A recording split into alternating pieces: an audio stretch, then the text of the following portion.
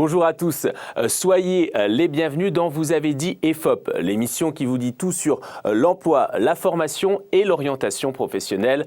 Bonjour Bernard. Bonjour Jonathan. Et bonjour Mathieu. Bonjour. Alors, si je vous dis handicap, savez-vous que l'on recense aujourd'hui plus de 500 000 demandeurs d'emploi en situation de handicap inscrits à Pôle emploi? Un taux de chômage 2 fois supérieur à la moyenne nationale. Se pose ainsi la question de l'inclusion dans l'entreprise, mais aussi de l'accès à la formation des personnes en situation de handicap. Alors, handicap, emploi et formation, comment améliorer l'accessibilité? On en parle tout à l'heure avec nos invités, car tout de suite, place à Mathieu et sa passion pour les acronymes.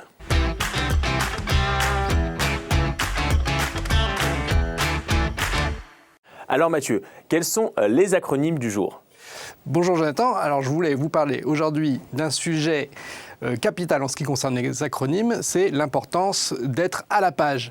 Et quand je dis à la page, je ne parle pas de la page, la prestation d'accueil du jeune enfant, non, je vous parle de l'importance de se tenir au courant des changements d'acronymes pour éviter les appellations fautives. Vous avez quelques exemples ? Bien entendu, je pourrais citer par exemple les ex-CRP et CPO, les centres de réadaptation professionnelle et centres de préorientation, consacrés à la reconversion professionnelle des personnes en situation de handicap, qui sont devenus récemment les ESRP et ESPO, les établissements et services de réadaptation professionnelle ou de préorientation. Et qu'est-ce que ça change concrètement ? Alors les CRP et CPO ciblaient majoritairement des populations adultes. Ces établissements peuvent dorénavant accueillir des jeunes de 16 à 18 ans. Et parmi leurs nouvelles missions, ils sont désormais invités à faire de l'information et de la sensibilisation sur les questions liées au handicap auprès des organismes de formation. Comment on accède du coup à ces ESRP et ESPO ? Alors dans la plupart des cas, il faut faire la demande à la Maison départementale des personnes handicapées, la MDPH, dont on a déjà parlé dans une précédente émission. Et ces établissements sont également ouverts aux travailleurs des ESAT. Les ESAT, mais vous ne nous avez pas encore dit ce que c'était ça. Alors les ESAT, ce sont les établissements ou services d'aide par le travail, qui sont encore couramment appelés par leur ancien acronyme, les CAT, les centres d'aide par le travail. Ce sont des établissements médico-sociaux qui offrent aux personnes handicapées des activités professionnelles adaptées ainsi qu'un soutien médico-social et éducatif. Et le changement d'acronyme date de la loi pour l'égalité des droits et des chances de 2005, qui transforme également la COTOREP, la célèbre COTOREP, Commission technique d'orientation et de reclassement professionnel, en CDAPH, la Commission des droits et de l'autonomie des personnes handicapées, qui est désormais chargée d'examiner et statuer sur les demandes transmises à la MDPH. Eh bien, merci beaucoup Mathieu pour toutes ces précisions. On continue de parler handicap, emploi et formation avec Fouzi Fetti. Tout de suite, place à l'info avec 2F.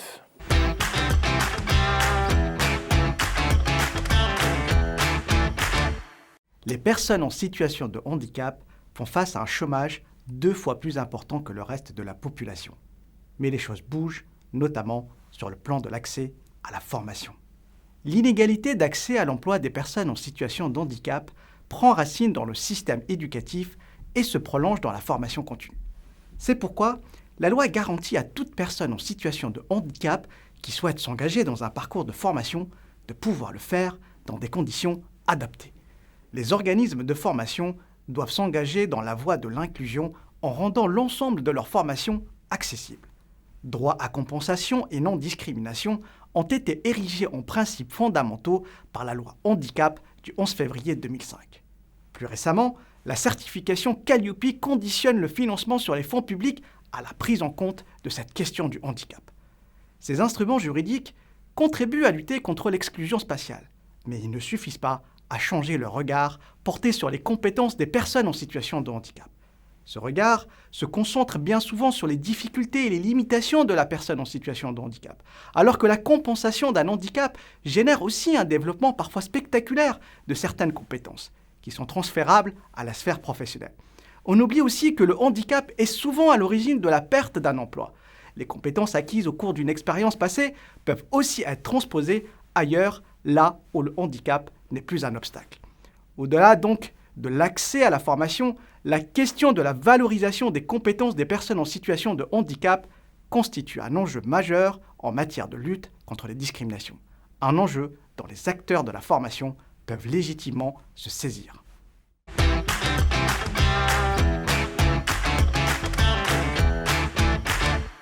Merci Fouzi. Aujourd'hui, plus de 500 000 demandeurs d'emploi en situation de handicap sont inscrits à Pôle emploi. Un taux de chômage 2 fois supérieur à la moyenne nationale. Se pose ainsi la question de l'inclusion dans l'entreprise, mais aussi de l'accès à la formation de ces personnes. Handicap, emploi et formation, comment améliorer l'accessibilité? Pour en parler, on accueille nos invités, Anne-Sylvie Ferrier, Sébastien Cellier et M. Ballot-Sec. Anne-Sylvie Ferrier, bonjour, vous êtes chargée de développement et ingénierie au Centre lillois de réadaptation professionnelle, le CLRP, en quelques mots. Le CLRP, donc, c'est un centre de réadaptation professionnelle, maintenant un ESRP, qui accueille des personnes reconnues travailleurs handicapés, qui viennent pour soit travailler leur orientation professionnelle, soit faire une formation. L'idée globale, c'est de les accompagner dans leur reconversion. Merci Sébastien Cellier, vous êtes directeur du développement de l'association Signes de Sens. Oui, tout à fait. Signes de Sens, c'est une équipe de 25 personnes qui accompagne de manière générale la transition inclusive de la société. Concrètement, on va accompagner en fait des collectivités territoriales, des structures culturelles, des organismes de formation, des entreprises dans la mise en accessibilité en fait de leur sujet, mise en accessibilité d'une chaîne d'information, mise en accessibilité d'un poste ou d'un emploi. L'association Signes de Sens qui se trouve également à Lille, deux Lillois, donc sur le plateau. Lille qui accueillait un grand événement de la GFIP à la fin du mois de mars dernier. On a d'ailleurs un représentant régional. Bonjour M. Ballot-Sec. Donc vous êtes chargé d'études et de développement à la délégation régionale donc de la GFIP Île-de-France. Effectivement, merci bien, bonjour. Effectivement, je suis à la délégation régionale de France de la GFIP. Et la GFIP, effectivement, c'est l'association gestionnaire du Fonds d'insertion des personnes handicapées qui travaille effectivement à favoriser l'insertion, le maintien et l'évolution professionnelle des personnes en situation de handicap dans la société. Voilà. Alors, handicap, emploi et formation, comment améliorer l'accessibilité? Tout de suite, Bernard nous décrypte le sujet du jour, c'est le Quesaco.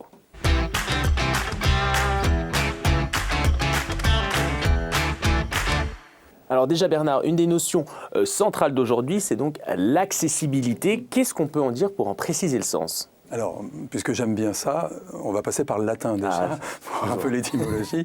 Donc ça vient du latin accedo ou accedo, ça dépend de ce qu'ils disent, ou accedo même disent certains. Le supin c'est accessum, donc à donner accès, et accessibilitas, donc accessibilité. Ce qui est intéressant de passer là, c'est retrouver du sens en fait. Et ça veut dire permettre l'accès, mais surtout se rapprocher d'eux, aller vers. Hein. L'idée de se rapprocher, c'est permettre de se rapprocher, quand on est entre humains, se rapprocher les uns des autres. Hein. Et c'est assez important parce qu'on est déjà dans la notion, déjà dans l'accessibilité, qui est d'inclure, puisque c'est se rapprocher les uns des autres. Alors, la définition qui est habituelle quand on parle de personnes en situation de handicap, le handicap, c'est une limitation des possibilités d'interaction d'un individu avec son environnement. Hein. Pour l'OMS, c'est une problématique pour elle assez complexe, qui découle de l'interaction des caractéristiques corporelles d'une personne et les caractéristiques de la société où elle vit. Ça veut dire qu'il y a ce rapport entre la personne et l'environnement. Et dans certains endroits, on parle par exemple d'environnement capacitant, on est pleinement là-dedans. C'est comment l'environnement permet de se donner le pouvoir d'agir. Donc parler accessibilité, c'est pour les personnes en situation de handicap. Alors, oui, c'est ce que nous allons voir. C'est pour le milliard de personnes dans le monde qui est en situation de handicap, en tout cas qui est reconnu comme tel. Mais c'est à tort réservé pour des personnes qui sont en situation de handicap. D'ailleurs, handicap, ça vient d'où ? Ah oui, alors ça c'est très intéressant aussi, vous voyez, pour les renversements dans les têtes. C'est comme l'accessibilité. Handicap, alors c'est de l'anglais et c'est une contraction de hand in cap, la main dans le chapeau. Parce que, quand on faisait du troc, on échangeait des objets et quand il y avait une valeur trop importante d'un côté, on complétait en mettant dans le chapeau un complément, de l'argent, pour compléter la valeur du troc qu'on était en train de faire. très intéressant. Ça a donné dans le sport, justement, toujours dans cette logique, ça a donné la possibilité de contrebalancer quelqu'un qui était meilleur qu'un autre. Et donc, comme il était bien meilleur ou bien classé, on lui mettait un handicap pour l'équité entre les personnes, entre les concurrents en quelque sorte. Ça reste encore dans l'équitation, par exemple le hippisme, vous avez encore des chevaux on met un handicap, mais on ne met pas un handicap à celui qui est... Non, on met un handicap à celui qui est le meilleur, justement. Voyez ? Et donc on a renversé les têtes, puisque aujourd'hui le sens commun, c'est plutôt une déficience qui provoque une incapacité. Vous voyez comment dans les têtes on a renversé un peu le truc. Et donc c'est beaucoup dans les pertes. Alors, dire qu'il y a une déficience, ça permet à beaucoup de gens de croire qu'ils n'ont pas de handicap. Et l'accessibilité, du coup, est-ce qu'elle est vécue comme une contrainte finalement dans les organisations, les entreprises ? Oui, bien sûr. Mais en fait, c'est une opportunité. C'est une chance même de travailler sur l'accessibilité et c'est même une chance d'avoir des personnes qui sont reconnues avec un handicap dans son entreprise. Parce que c'est l'occasion de travailler à faire que l'interne, ce qui est fait, est plus visible, est plus accessible et mieux utilisé, voire même plus agréable pour l'ensemble finalement des personnes dans la structure. Et c'est même être malin. Pourquoi ? Eh bien parce que pour une entreprise, c'est une façon de se positionner en termes marketing différemment des autres. C'est une façon d'avoir une compétitivité presque différente et d'aller vers une organisation du travail qui évolue et qui devient plus humaine. Et dans l'ambiance actuelle, ça devrait parler dans soi-disant le monde d'après. C'est donc un choix dans la société. Voilà, humaine. et en fait c'est un choix. C'est un choix. Et c'est très important de comprendre ça. C'est-à-dire qu'il n'y a pas... on en met en obligation, mais c'est un vrai choix des humains, et notamment dans les entreprises, notamment pour des décideurs que nous sommes tous dans notre environnement, des décideurs, mais aussi des dirigeants d'entreprise. C'est un choix que de rendre accessible et de travailler cette accessibilité et du départ. C'est-à-dire, ça devient une contrainte quand on n'a rien pensé pour, et qu'à un moment donné, il faut s'adapter. Effectivement, ça devient une contrainte. Mais quand c'est pensé naturellement du départ, voyez, c'est pas du tout une contrainte, c'est souvent même un... Donc, ce qui est très important à comprendre, c'est que l'accessibilité, finalement, ce n'est pas une technique, des procédures, des outils, des dispositifs. C'est une attitude d'être humain, tout simplement, et qui devrait être complètement intégrée à tout ça. C'est une attention à la vie, on pourrait dire. Voyez ? Merci beaucoup Bernard. On va continuer d'en parler dans quelques instants avec nos invités. Mais juste avant, on est allé vous demander votre avis sur la question. Vos réponses au micro d'Hugo Moreau. Regardez. Vous arrivez pour un entretien d'embauche en fauteuil roulant. Déjà, le monsieur ou la dame commence à tiquer. Et vous savez que ça va être très difficile. J'ai un proche à moi qui est handicapé, qui est en situation de handicap. Et qui a eu du mal à trouver du travail parce qu'il était handicapé. Dans l'établissement où je travaille, il y a certaines accessibilités pour les personnes en situation de handicap. Ils ont aménagé par exemple les fauteuils, les places assises, tout ça, tout.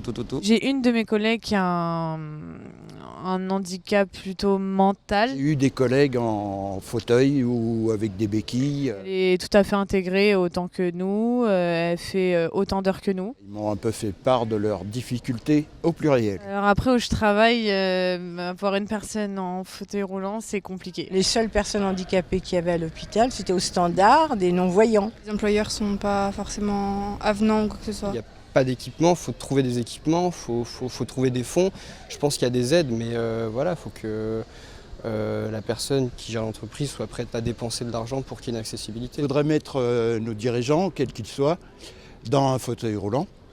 Et puis leur dire, allez-y, prenez le métro. Je pense que pour l'employeur, c'est juste une question d'adaptation. Pour intégrer une personne en situation de handicap. On est dans un système d'exploitation, donc ces gens-là arrivent à trouver du boulot, des boulots sous-qualifiés. Mais beaucoup d'employeurs ne le font pas. Ils se disent que c'est peut-être l'incompétence vu leur état de santé. Après, ils ont accès à beaucoup d'emplois et de plus en plus, on leur permet d'y accéder. Ça leur pousse à embaucher les gens en personne handicap. Donc il y en a qui font quand même des efforts pour prendre, au lieu de 20%, ils peuvent prendre 10%. J'ai aussi un copain qui était non-voyant et qui était masseur. Il a toujours travaillé. mais pareil, à son compte. Il y a un changement qui s'est déjà établi, qui s'établit depuis un certain nombre d'années, mais il y a encore beaucoup de chemin. Et il y a encore beaucoup de chemin, nous dit le jeune homme à la fin. Quelques réactions peut-être sur ce micro-trottoir? C'est un petit peu ce que vous avez l'habitude d'entendre et de... Effectivement, il y a des progrès qui ont été faits, mais il y a encore beaucoup de chemin à parcourir. On peut dire qu'effectivement les astres semblent alignés, mais il faut y aller maintenant. Il faut vraiment non seulement compenser le handicap, mais investir dans le handicap, puisque comme le disait Bernard tout à l'heure, c'est effectivement prendre en charge le handicap et l'accessibilité, c'est faire progresser la société dans son ensemble. Mbalo, est-ce que la GFIP fait le même constat début d'année 2022? Est-ce qu'il y a encore beaucoup de chemin à faire ou est-ce que quand même il y a eu des avancées là? Alors clairement, effectivement, le micro-trottoir indique, en tout cas donne une orientation. Il y a effectivement des progrès qui ont été réalisés. Il reste encore beaucoup de choses à faire, parce que sur le champ du handicap, bien évidemment, on se rend compte d'ailleurs à partir du micro-trottoir des représentations sociales qui sont encore tenaces. D'ailleurs, on l'a bien vu, c'est encore le fauteuil qui est toujours effectivement très présent. Toutefois, la question du handicap est beaucoup plus large. Et d'ailleurs, Bernard a parlé de l'accessibilité, donc l'accessibilité universelle qui touche bien évidemment tout type de handicap. Oui, il y a encore du chemin à faire. Toutefois, il y a une forte marche d'amélioration, en tout cas en ce qui concerne, je dirais, le recrutement au niveau des employeurs. Alors justement, avant d'aller plus loin, je vous propose de revenir sur quelques chiffres et notions clés concernant le handicap, l'emploi et la formation avec Pauline Baumgartner, directrice de projet inclusion et référente handicap à Défi Métiers. Aujourd'hui, on compte 2,8 millions de personnes en âge de travailler en situation de handicap qui ont ce qu'on appelle une reconnaissance administrative de leur handicap. En revanche, si on s'intéresse à la définition du handicap au sens large, donc des personnes qui rencontrent des problèmes de santé ou des incapacités à réaliser des activités dans leur quotidien, eh bien, on compte 12 millions de personnes qui se déclarent rencontrer donc une difficulté, soit en matière d'autonomie, soit dans une incapacité de réaliser une activité au quotidien. Donc 12 millions de personnes sont potentiellement concernées. Le taux de chômage des personnes en situation de handicap est 2 fois supérieur à la moyenne. Et ce qu'il faut bien retenir, c'est que les personnes en situation de handicap ont un niveau de formation infra-bac pour la majorité d'entre elles. Ça veut donc dire que le rôle des organismes de formation et des CFA est central dans la montée en qualification des personnes en situation de handicap pour qu'elles répondent aux besoins des employeurs. Ce qu'il faut bien comprendre, c'est que le handicap a évolué dans le temps. Avant la loi de 2005, on avait tendance à faire porter la responsabilité sur l'individu, sur ses incapacités, sur ses défaillances. On considérait que la personne était inadaptée à la société et donc faisait porter la responsabilité sur la personne et avait tendance à déresponsabiliser la société. Aujourd'hui, après la loi de 2005, il y a un nouvel élément qui rentre en jeu, c'est celui de l'environnement. Et on part du principe que l'environnement peut être aussi générateur de handicap. À titre d'exemple, une personne en fauteuil roulant qui voudrait intégrer un établissement recevant du public et peut être confrontée à des marches pour intégrer l'ERP. Or, si on supprime les marches au profit d'une rampe d'accès, eh bien, la personne en fauteuil roulant va pouvoir intégrer l'établissement recevant du public en toute autonomie et n'est donc plus en situation de handicap. Donc cet exemple montre bien que l'environnement lui-même peut être générateur de handicap, d'où la nécessité de penser les environnements dans une conception universelle. Dans le cadre de la conception universelle, on demande à l'environnement de s'adapter aux personnes en situation de handicap. Contrairement donc à ce qu'on a vu tout à l'heure, avant la loi de 2005, on demandait à l'individu de s'adapter. Dans la conception universelle, c'est l'environnement qui va s'adapter aux personnes en situation de handicap. Des chiffres importants, 2,8 millions de personnes en situation de handicap en France et en âge de travailler. Et puis cette notion de conception universelle qu'évoque Pauline. Sébastien Cellier, la conception universelle fait partie de la vision, je crois, de votre association. Expliquez-nous. Effectivement, chez Signe de Sens, notre métier consiste à créer des dispositifs pédagogiques qui vont faciliter l'accès à l'information de manière générale. Ça va être par exemple la mise en accessibilité d'un parcours de formation, d'une chaîne d'information dans une entreprise, et donc pour faciliter l'accès à l'information des personnes qui ont un handicap cognitif, sensoriel ou psychique. Et pour répondre à ça, on a une méthode et une démarche. La méthode, c'est celle du design inclusif, qui consiste finalement à s'associer avec les personnes elles-mêmes, avec leurs aidants, avec des professionnels du secteur, pour pouvoir construire la solution qui va être la plus adaptée possible et qui va répondre à cette problématique d'accessibilité. Et la démarche, en fait, c'est celle de la conception universelle ou bien universalisante, qui consiste à partir de cette problématique vraiment très précise d'accessibilité pour créer une solution qui finalement va être profitable à tous. Comme le disait Bernard encore une fois tout à l'heure, c'est vraiment cette démarche qui consiste à entrer dans une démarche progressive, une démarche de progrès, où petit à petit on va améliorer en fait le quotidien et on va faire en sorte que le dispositif créé réponde finalement aux besoins de tout le monde. D'abord aux personnes qui ont un souci d'accessibilité et finalement tout le monde en bénéficie. Ah oui, tout le monde en bénéficie. Justement, en quoi, par exemple, s'il y a des entreprises qui nous regardent, qui ne font pas forcément aujourd'hui encore l'effort ou qui ne répondent pas forcément à leurs obligations en termes de handicap, en quoi pour ces entreprises, vous pouvez leur dire c'est avantageux pour vous, c'est bien de recevoir, en tout cas d'embaucher des personnes en situation de handicap? Il y a plusieurs aspects. On peut voir ça pour une entreprise côté interne, du point de vue des collaborateurs, mais aussi côté externe, vis-à-vis de ses clients. Vis-à-vis des clients, par exemple, il peut y avoir des clients en situation de handicap et donc avoir par exemple un site internet qui soit accessible, sur lequel on va trouver de l'information en facile à lire, en facile à comprendre, avec pourquoi pas des vidéos sous-titrées, avec des encarts en langue des signes, ça c'est très important. Et après en interne, avoir dans les équipes des personnes en situation de handicap, ça peut être l'occasion de retravailler par exemple l'ergonomie d'une chaîne de production, retravailler l'ergonomie d'un poste de travail pour accueillir bien sûr la personne en situation de handicap, mais au final toutes les équipes peuvent en profiter. Ouais. On peut retravailler, optimiser l'ergonomie d'une chaîne de production, transformer une salle de repos en salle de répit, et là, voilà, tout le monde va encore une fois en bénéficier. Et c'est en cela, finalement, que le handicap est vraiment... il faut le compenser, mais il faut aussi investir. Et c'est en cela, finalement, où l'investissement est important. Parce que tout le monde avance, quoi. C'est la même chose pour les parcours de formation en interne, ou bien sur les dispositifs d'information interne, les consignes de sécurité, comment les rendre accessibles également. C'est au final plus simple pour tout le monde, en fait. Quelles sont les obligations, justement, aujourd'hui des entreprises dans le domaine du handicap, Mbalo? Alors, les entreprises aujourd'hui, par rapport à la loi en tout cas de 87, ont obligation d'accueillir des personnes en situation de handicap à hauteur de 6%. Donc du coup, aujourd'hui, les entreprises, en tout cas pour ce que je note, effectivement, mettent en place un certain nombre effectivement, d'accords ou pas, mais en tout cas pour des entreprises qui font des accords, cela leur permet effectivement de mettre un plan d'action pour recevoir les personnes en situation de handicap, en particulier les salariés, afin de leur permettre d'avoir un poste aménagé, afin de leur permettre effectivement de pouvoir être en toute autonomie dans l'entreprise. Alors, donc ces obligations-là, il faut dire quand même, sont soutenues d'une certaine manière par la GFIP par ailleurs. En tout cas, on incite effectivement, au-delà de cette obligation-là, par effectivement des aides qui peuvent être des aides financières, mais aussi de l'accompagnement et du conseil derrière pour les entreprises.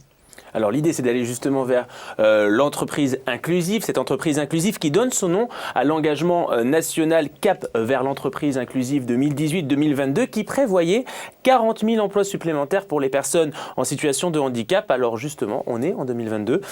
C'est quoi le bilan, Mbalo? Alors, je ne vais peut-être pas me substituer au gouvernement parce que ce dispositif a été mis en place par le gouvernement en 2018-2019. Donc, c'était l'époque, je pense, de Madame Muriel Pénicaud, si je ne me trompe. Donc, ce dispositif, effectivement, est en cours. Et effectivement, les résultats, en tout cas, à ce stade, je ne les ai pas aujourd'hui. Toutefois, je peux déjà vous dire quand même que pour le dispositif CAP vers l'emploi inclusif, l'un des dispositifs qui était en tout cas prévu pour être... on va dire, beaucoup utilisé, c'était le dispositif CDD tremplin. Or, ce dispositif de CDD tremplin a été moyennement, il faut le dire quand même, moyennement mobilisé, en tout cas par les acteurs sur le sujet. Donc, aujourd'hui, en tout cas à ce stade, je n'ai pas encore des chiffres par rapport à ce dispositif 2018-2022. Mais pour développer l'emploi, je crois que cet engagement national s'appuie aussi beaucoup sur les entreprises adaptées, pas forcément les entreprises classiques. Est-ce que d'ailleurs vous pouvez nous expliquer ce qu'est une entreprise adaptée? Il y en a 73 en Ile-de-France par exemple, ça peut paraître peu. Alors, Oui et non, oui, parce qu'il faut voir la dimension quand même de l'Île-de-France. L'Île-de-France, une entreprise adaptée. Alors, qu'est-ce que c'est qu'une entreprise adaptée? Une entreprise adaptée est une entreprise qui est soumise au Code du travail. Donc, il y a des salariés et ces salariés sont recrutés, je veux dire, à hauteur de 55% minimum pour des personnes handicapées. Contrairement à un ESAT, donc, puisque vous êtes dans cette partie d'entreprise adaptée, l'ESAT, donc c'est établissement et service d'aide par le travail, on va dire le pendant, qui lui recrute des salariés à hauteur de 100%. D'accord. L'entreprise adaptée, on est à hauteur de 55%. Et donc, aujourd'hui, les entreprises adaptées constituent un levier, en tout cas, pour effectivement booster la question de l'emploi. Et de plus en plus, aujourd'hui, on a des dispositifs, notamment dispositifs emploi-formation, qui permettent effectivement de booster, en tout cas, ces secteurs-là. Et donc, dans les dispositifs, il y a également l'emploi accompagné. Sylvie, peut-être Ok, donc l'emploi accompagné, il s'agit d'accompagner des personnes en situation de handicap vers et dans l'entreprise. Donc il y a un accompagnement et de la personne et de l'entreprise pour favoriser donc à la fois l'intégration et le maintien dans l'emploi. Donc dans le centre où je suis, il y a un dispositif de ce type, particulièrement donc pour des personnes autistes de haut niveau et pour des personnes en situation de handicap psychique. Donc il y a tout un travail de rapprochement de l'entreprise et puis de débriefing régulier pour réguler, je dirais, les points d'achoppement quand il y a un souci, que ce soit du côté de l'entreprise ou du côté du salarié ou du stagiaire. Voilà. On parle emploi, insertion professionnelle, mais avant l'emploi, il y a la formation, où là aussi de gros efforts sont à faire côté accessibilité, comme nous l'explique là encore Pauline. Les organismes de formation et les CFA doivent donc prendre en considération cette dimension plus systémique, plus environnementale. Alors concrètement, comment ça se traduit? Ça se traduit par ce qu'on appelle la mise en accessibilité. Une accessibilité à la fois au niveau du bâti, une accessibilité au niveau du numérique et une accessibilité de la prestation de formation, puisque c'est le service qui est délivré par l'organisme de formation. Donc il est important que ces trois dimensions-là soient mises en accessibilité, soient conformes à ce qui est attendu en matière d'accessibilité et répondent aux besoins du plus grand nombre. Les organismes de formation et les CFA sont donc fortement encouragés à travailler sur l'accessibilité de leur environnement de formation. Il arrive pour autant que même en travaillant sur un environnement accessible au plus grand nombre, il peut arriver que ce ne soit pas suffisant parce que le besoin de la personne en situation de handicap demande des besoins de compensation supplémentaires. Il faut donc que l'organisme de formation travaille à la fois sur une dimension accessibilité, accessibilité du bâti, accessibilité numérique, accessibilité de la prestation de formation, mais qu'ils mettent aussi en place une procédure d'accueil et d'accompagnement individualisée, contextualisée, qui répondent à des besoins personnalisés. Les établissements de formation peuvent s'appuyer sur les ESRP pour travailler sur la mise en accessibilité de leur environnement de formation et sur la compensation individuelle des besoins des personnes en situation de handicap. Alors, les ESRP, ce sont des établissements et services de réadaptation professionnelle. Ce sont des établissements qui relèvent du secteur médico-social, qui sont financés par les ARS et qui sont spécialisés sur la formation et l'accompagnement des publics en situation de handicap. Ce sont donc des experts de l'accompagnement du public en situation de handicap. Le décret de 2020 ouvre de nouvelles missions aux ESRP et notamment de travailler davantage en direction du droit commun et de mettre leur expertise au service des organismes de formation de droit commun. Les ESRP ont vocation à accompagner les équipes pédagogiques des organismes de formation dans la mise en œuvre de l'accessibilité ce qu'on appelle donc des prestations de formation. Les ESRP, donc mis à contribution pour aider les organismes de formation dits de droit commun dans la mise en accessibilité de leurs prestations de formation. Et c'est donc le décret du 2 octobre 2020 qui dit que parmi leurs nouvelles missions, les établissements et services médico-sociaux de préorientation et de réadaptation professionnelle sont invités à informer et sensibiliser les organismes de formation sur les spécificités de la formation des personnes handicapées. Anne-Sylvie Ferrier, vous êtes vous-même à la tête d'un ESRP. Expliquez-nous comment se traduit concrètement ce travail d'accompagnement des organismes de formation? Alors l'accompagnement des organismes de formation de droit commun, c'est quelque chose d'assez récent. Ce n'est pas encore bien développé, je dirais, sur l'ensemble du territoire. La partie information, sensibilisation, ça fait longtemps que les ESRP y contribuent et les ESPO, ne serait-ce que par la participation, par exemple, aux équipes pluridisciplinaires des MDPH.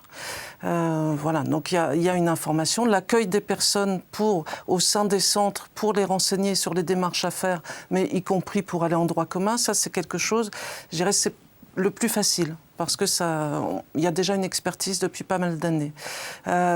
Au niveau du décret, dans les changements, la formation accompagnée, on reste sur de l'accompagnement individuel. On évoquait tout à l'heure la différence, enfin en tout cas, souvent c'est des adaptations individuelles. Et nous, on est plus là à essayer de développer des choses autour de l'accessibilité pour tous.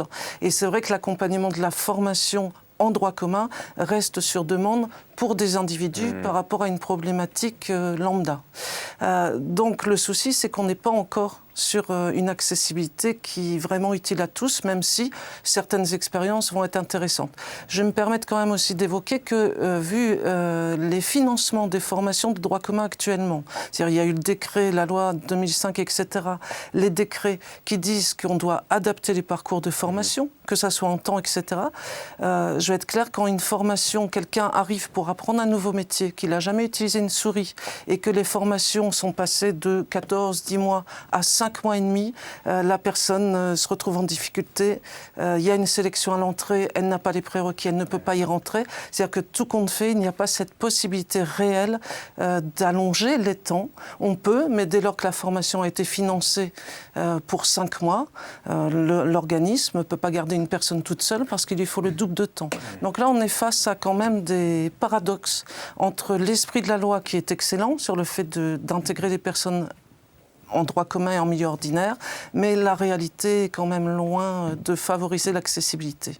Bernard ? Oui, c'est très intéressant et donc je vais être embêtant 10 secondes quand même parce que c'est un peu mon boulot là.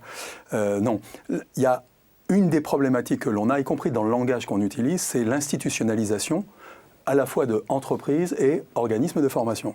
On institutionnalise, donc on déresponsabilise, et on s'aperçoit que la partie très administrativée et des financements prend le pas. Alors que non, c'est un dirigeant d'entreprise ou une dirigeante d'entreprise, c'est le directeur, la directrice du centre de formation qui ne veut pas. Voyez, et il va falloir re-responsabiliser parce que c'est une problématique d'humain à humain. Or, en institutionnalisant, on dit mais l'entreprise ne peut pas. Non, c'est pas aussi simple que ça. C'est qu'il faut le ramener à ceux qui sont dedans, parce qu'on voit les difficultés qu'il y a aussi des fois, et pas que le dirigeant, mais de ceux qui travaillent dans l'entreprise, qui finalement rejettent aussi quelqu'un qui a un handicap. Et donc, il faut bien le ramener à le choix des humains qui sont là, soit qui dirigent, soit qui travaillent dans telle partie, etc. Et c'est eux qui doivent aussi évoluer dans leur tête. On rappelle d'ailleurs en France, il y a plus de 130 CPO et CRP, enfin aujourd'hui appelés ESRP et ESPO, qui accompagnent chaque année environ 14 000 personnes. C'est des établissements financés par les régions et les ARS, les agences régionales de santé. Vous développez justement, je crois, avec l'association Signe de Sens, des projets sur la mise en accessibilité de parcours de formation. Est-ce que vous pouvez nous expliquer ? Oui, je peux évoquer un peu le cheminement.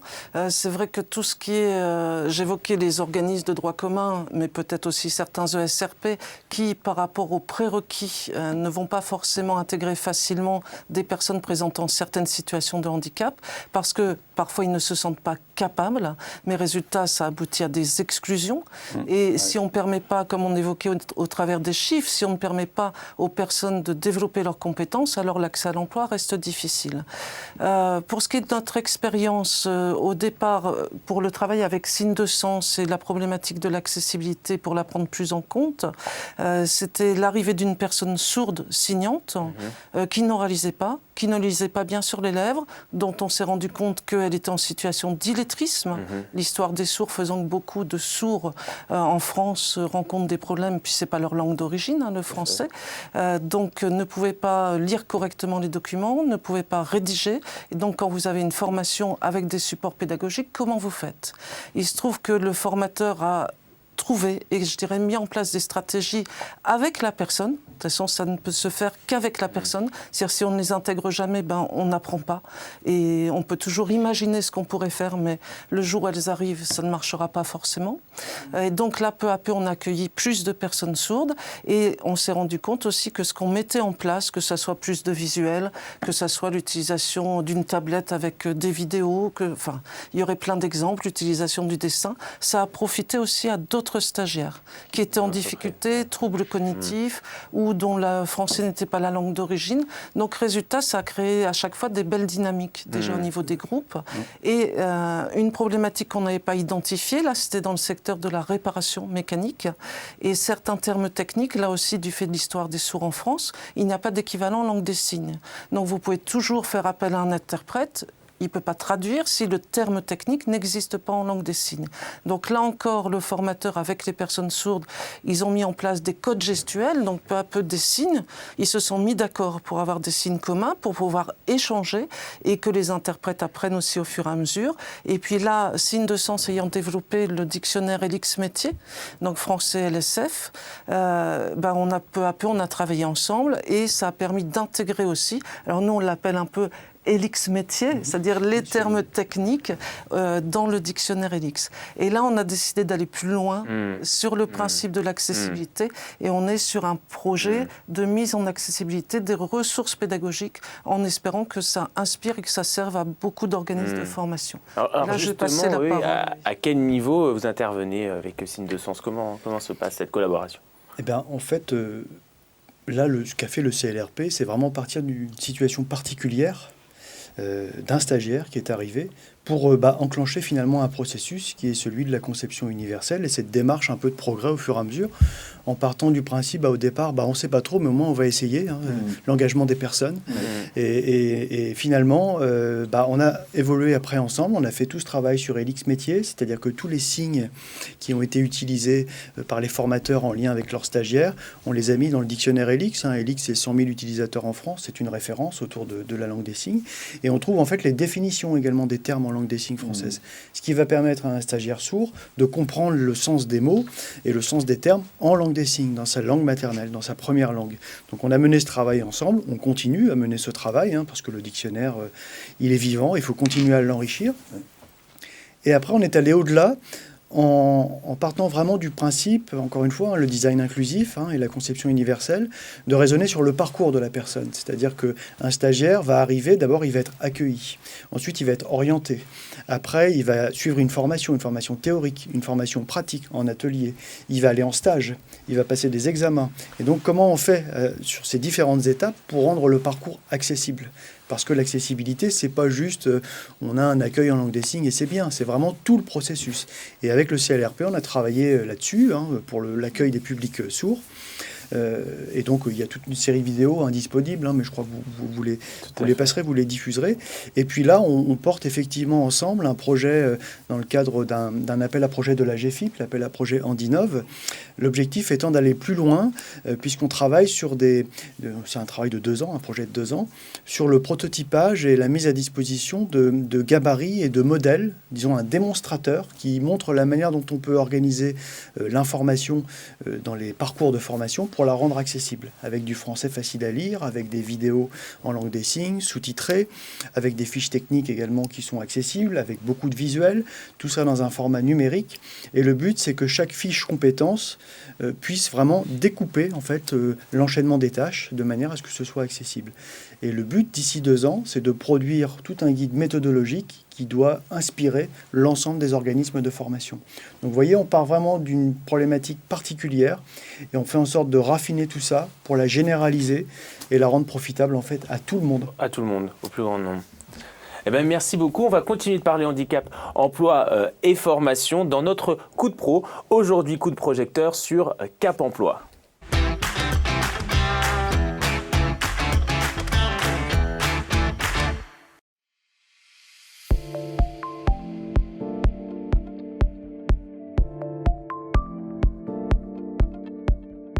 Je m'appelle Amour Harry Loyer, je suis chargé de mission au Cap Emploi de Paris depuis 2010.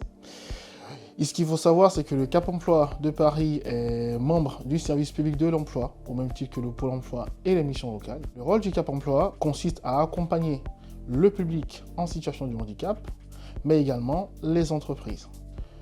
Concernant le public en situation de handicap, notre offre de service va concerner 3 axes. L'axe insertion, on est beaucoup plus sur le volet de la recherche d'emploi. L'axe du conseil en évolution professionnelle, donc là c'est vraiment intervenir dans l'accompagnement au projet des bénéficiaires, autant salariés que demandeurs d'emploi. Et sur l'axe maintien dans l'emploi, c'est vraiment veiller à la pérennisation et le maintien dans l'emploi du public en situation de handicap. L'autre volet sur lequel on intervient, c'est bien sûr des employeurs, donc employeurs publics et privés, sur des missions d'information, de sensibilisation, de conseil au recrutement et du recrutement. Mon quotidien, lorsque je suis en agence Pôle emploi, va consister à recevoir en entretien les bénéficiaires en situation de handicap dont je suis le référent, les accompagner, donc sur l'étape du diagnostic, du projet, de l'accès à la formation et de la recherche d'emploi. Mais c'est aussi être disponible pour proposer aux entreprises les services, mon expertise handicap. Donc, c'est mettre en lien aussi l'agence Pôle emploi au sein de laquelle j'interviens, en lien avec les projets que je mets en place avec nos employeurs. Lorsque je rencontre une entreprise, mon rôle, c'est déjà de présenter la nouvelle offre de service en lieu unique d'accompagnement, intervenir dans des actions de recrutement collective, mettre en place des actions de recrutement collective, autant avec la team handicap de mon agence et moi-même, justement pour favoriser l'insertion des bénéficiaires en situation de handicap de mon agence. Mais c'est aussi travailler en complémentarité avec mes autres collègues SP Handicap et les autres types de handicap du territoire pour la mise en place du projet commun, visant à former ou recruter le public en situation de handicap. Cap Emploi qui a permis à près de 85 000 personnes en situation de handicap d'accéder à l'emploi d'après les chiffres clés de l'AGEFIP justement 2019. Je crois que vous vouliez revenir sur la formation accompagnée. Oui, tout à fait. Tout à l'heure, je n'ai pas évoqué assez précisément, je trouve, en quoi ça consistait. Donc, quand un organisme de droit commun accueille des personnes en situation de handicap qui sont confrontées à des difficultés et que les pédagogues, les responsables du centre ne savent pas trop comment adapter le parcours, ils peuvent faire appel effectivement à un ESRP. On a un accompagnement global, donc médico-psychosocial, plus des pédagogues expérimentés dans l'accueil des personnes en situation de handicap.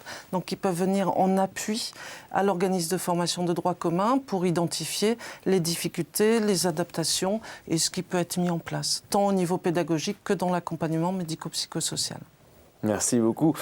Toujours donc dans ces initiatives pour aller vers l'entreprise inclusive, notamment en faveur des personnes handicapées, il y a ce baromètre de l'emploi lancé le 10 mars dernier par le ministère du Travail et co-construit avec l'AGEFIP. Entre autres, ce baromètre va permettre donc aux entreprises d'indiquer publiquement ce que sont leurs politiques en matière de handicap, notamment en termes d'accès à la formation des personnes en situation de handicap. C'est un baromètre sur la base du volontariat. C'est bien, mais encore une fois, est-ce que c'est pas un peu léger comparé aux enjeux ? Non, c'est toujours effectivement un dispositif qui permet de continuer à progresser. On est toujours dans une démarche de progrès. Alors, on peut noter sur ce baromètre-là, c'est que quand même ça a été fait. En tout cas, ça a été mis en œuvre par un certain nombre d'acteurs, donc en particulier les entreprises. Ça a été porté, évidemment, par le gouvernement avec la présence des 2 ministres, en tout cas la ministre et la secrétaire d'État.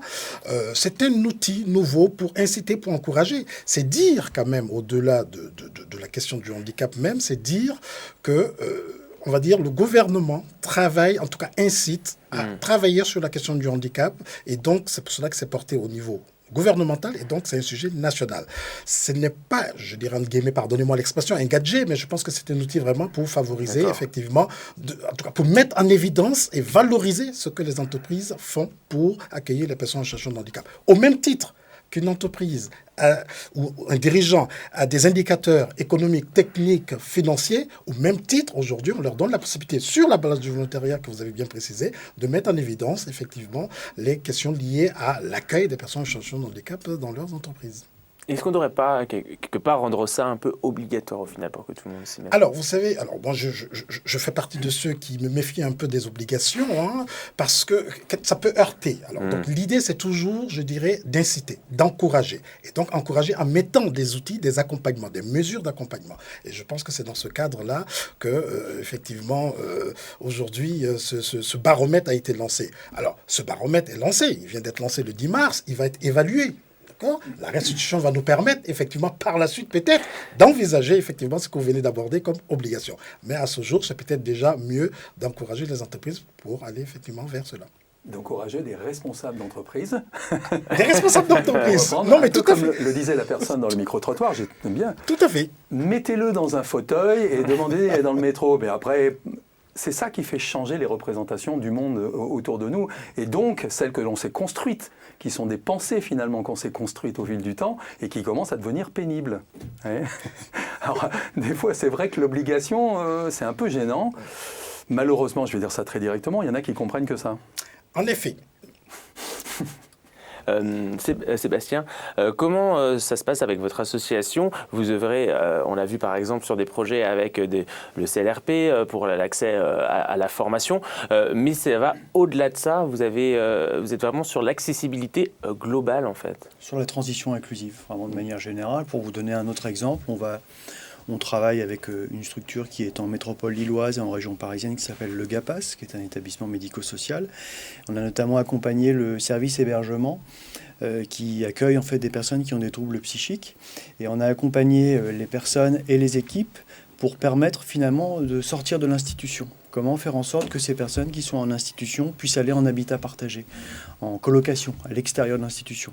Et à partir de là, comment on transforme les pratiques, en fait, les pratiques des équipes, et comment est-ce qu'on rend la personne autonome pour qu'elle puisse prendre les rênes de son propre parcours. Et donc là, c'est tout un travail de design de service en associant l'ensemble des parties prenantes, les bénéficiaires, les aidants professionnels. Donc ça, c'est le type de projet qu'on peut accompagner.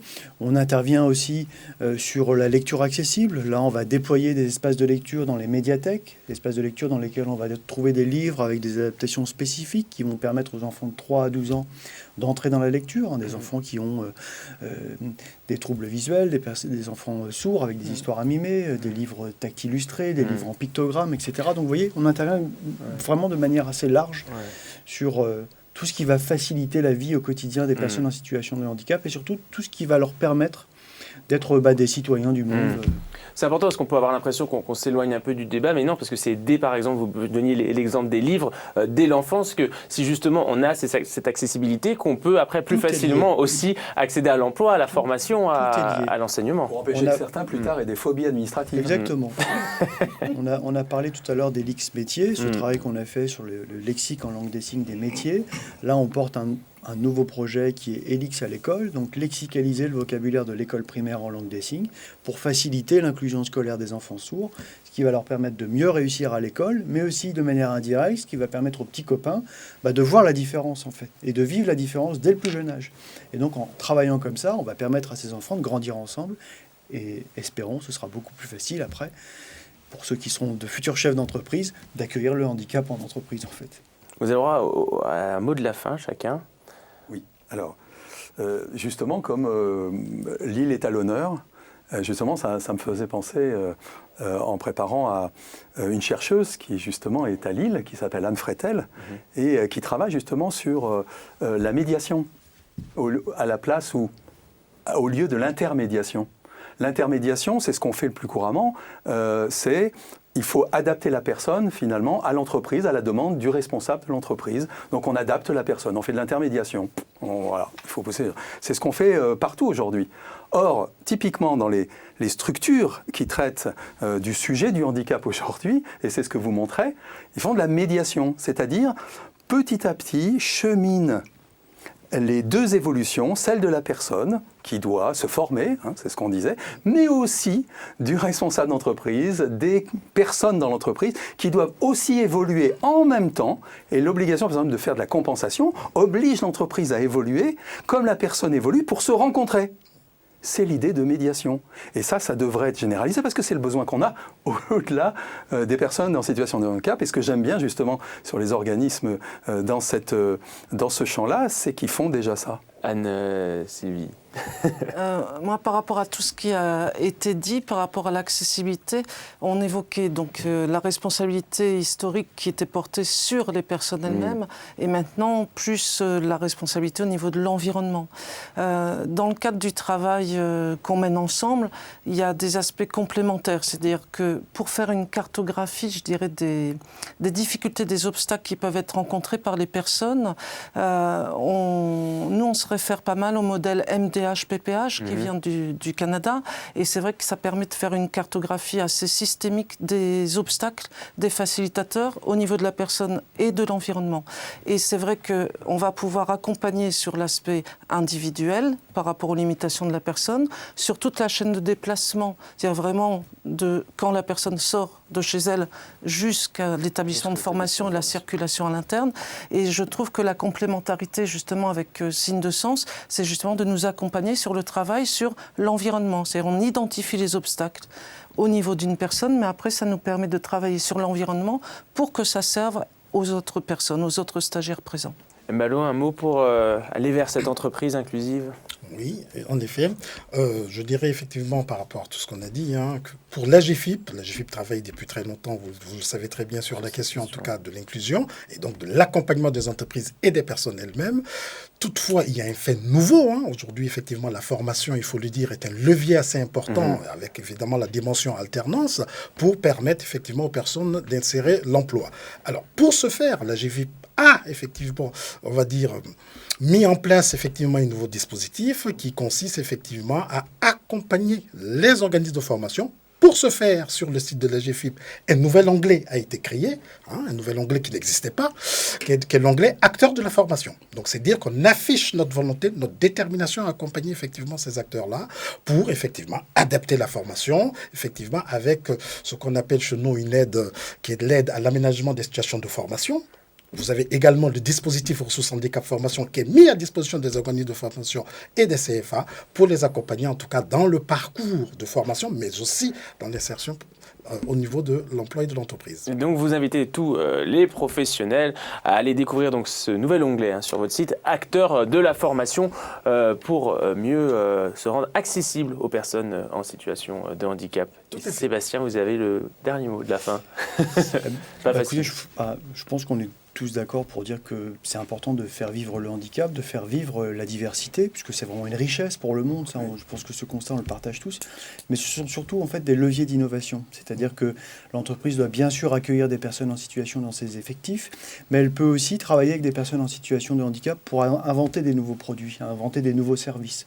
On utilise tous en fait des objets au quotidien, comme le téléphone avec le SMS. Le SMS est né parce qu'à un moment donné, autour de la table, on a mis des personnes sourdes. La télécommande aussi, la télécommande, exactement. On a ces essoreuses à salade sur lesquelles on appuie. Vous voyez, on peut appuyer comme ça. L'essoreuse à salade est née parce qu'à un moment donné, on s'est intéressé aux personnes qui avaient des problèmes de préhension. Donc, vous voyez, c'est très important de travailler avec tout le monde. Et ça fait vraiment avancer la société dans son ensemble. Merci Sébastien et merci à tous d'avoir participé à cette émission. Bernard, quant à vous, je vous retrouve pour le prochain numéro de Vous avez dit EFOP. D'ici là, prenez soin de vous.